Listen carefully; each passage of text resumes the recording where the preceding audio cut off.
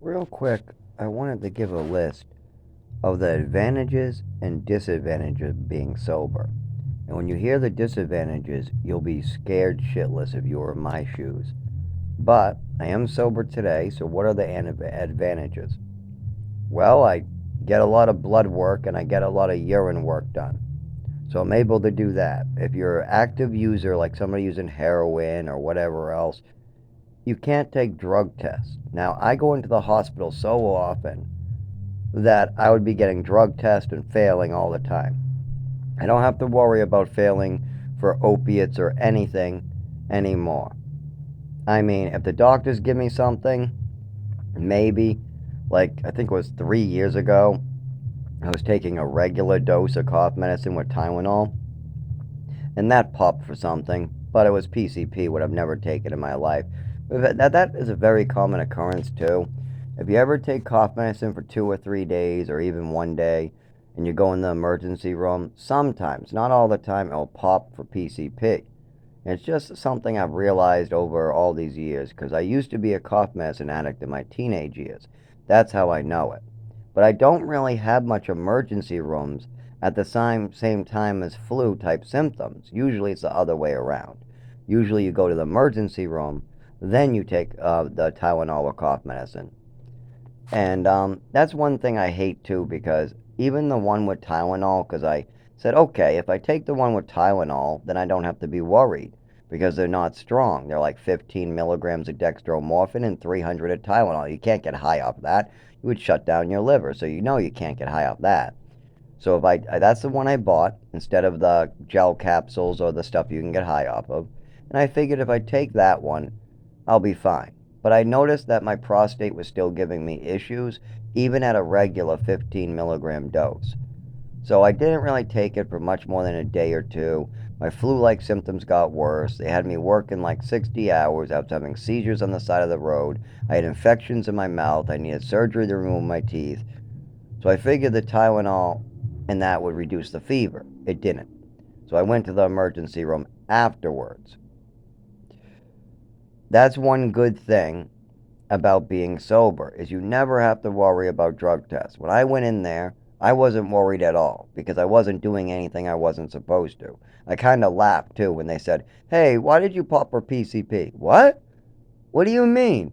I've been sober forever now. Oh, oh, that's probably that damn cold, cough, and flu. Yeah, you get those at the damn gas station. I took it off the shelf. You know, the 2 packs and shit. You can buy the 2 packs on the shelf, cold, cough, and flu or whatever. Yeah, one of those. They have allergy medication for your sinuses. They got Tylenol for a fever reducer. And then it has the cough suppressant, which also works for other things like my epilepsy. So you have a little bit of everything. If you take that with a Benadryl, it works pretty well together. And so, yep, that's fine. But you got to remember, my father's going, it's a fantasy, it's a lie, he's mentally ill. So the doctors might have actually put it down as I know how to get PCP angel dust. I don't even know where to get that stuff. I have not heard of anybody ever having PCP or angel dust in New England. I've been in the most drug ridden communities. I was in Lynn. All my neighbors were fucking dealers that were assholes. They were shooting outside my window. But nobody ever has PCP. How the fuck do you even like that's not even something that somebody is easily manufactured. I guess even a chemist, I've never heard of a chemist really talking about being able to make it either. I've heard of chemists making benzos and meth precursors and stuff, but I know. I mean, if you want ketamine, you get that now from the anesthesiologist. They bring it out of their work. It used to be the horse farmers and a lot of the farmers and vets, but then they lowered that and now it's the anesthesiologist. If you want like really high quality meth, or if you want liquid benzos or stuff like that, or fentanyl, you go to a chemist. Chemists get you fentanyl, or a chemist will send it in the country. But PCP is like non existent. There's no way a 13-year-old is getting PCP. And that was popping like crazy at 13, 15, 16, and 17. I was popping for PCP like crazy. Why? Because I was taking cough medicine, and the emergency rooms have some machine that pops up with that. Anyways, that's one of the great advantages of being sober is you don't have to worry about any of your blood tests or urine tests you get on a regular basis or when you have a seizure, and I never have to worry anymore. I'm not ever going to use drugs again. Even if I'm living in the woods dying, the closest thing to a drug I would take is a nip and an Ativan. And I'm going on one last revenge run if I do that, because when it runs out, what am I going to do? Dig a hole in the woods, take a nip, take some Ativan for what? Where am I going to go? What am I going to do? We've already gone to the doctors. We've already gone to Social Security. We've already gone to work. We've already gone to shelters. We already know if you do the same thing over and over expecting different results, you're fucking nuts. If you think that somebody can do the same thing in a circle over and over and somehow it's going to change, it's not. I have a disability that needs to be treated. Then we can move forward. Until then, all I can do is keep going to the doctors and keep trying. But if I have to move into the woods, that's the end. That's it. I'm dead. Can't live in the woods all winter with no shelter. You're not even allowed to keep warm with like a fire. Back in the 1950s, you might be able to stay alive in the woods, but today, you're not. You die. You get exposure, you die. I know that because I have already gone through it. They've already pronounced me dead on arrival at Saints Memorial Hospital from freezing to death on the Riverwalk and had to bring me back to life. And that happened over and over and over and over and over and over. I still fear winter. I fear two things. I fear the cold, and I fear people making up stories about me or being misunderstood because that's what my mother instilled with me. She lied about me so much at the doctors that a misunderstanding makes my heart beat out of my chest, wondering if somebody's going to hurt me again because of some misunderstanding. Yes, my mother used to cause permanent damage to my body just because she was playing games with the doctors and fucking around with pills in my health.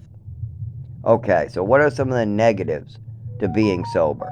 I'll give you one. We'll do one and one, and I'll do more videos. The negative would be that I might die.